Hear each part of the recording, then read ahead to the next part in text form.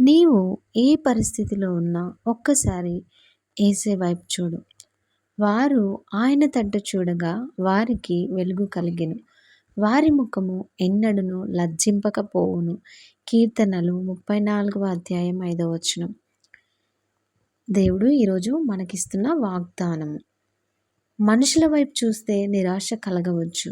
మన పరిస్థితులను చూస్తే భయం కలగవచ్చు. కానీ యేసే వైపు చూసినప్పుడు మన హృదయంలోకి వెలుగు వస్తుంది.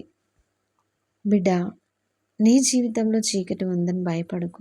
నీ కన్నీళ్లను, నీ బాధను, నీ ప్రార్థనను దేవుడు చూస్తున్నాడు. నీవు లజ్జపడే పరిస్థితి శాశ్వతం కాదు. యేసయ్య నీ ముఖాన్ని పైకెత్తి నీ జీవితంలో కొత్త వెలుగును తీసుకురాగలడు. అందుకే ఈరోజు నీ పరిస్థితిని కాదు, యేసే వైపును చూడు. నీ సమస్యని కాదు, నీ సమస్య కంటే గొప్పవాడైన దేవుని వైపు చూడు. యేసు నామంలో నీ జీవితంలో వెలుగు కలుగునుగాక. నీ ముఖము ఎన్నడూ లజ్జింపకుండా దేవుడు నిన్ను ఆశీర్వదించునుగాక. దేవుడు ఈ వాగ్దానాన్ని మన జీవితంలో నెరవేర్చునుగాక. ఆమేన్.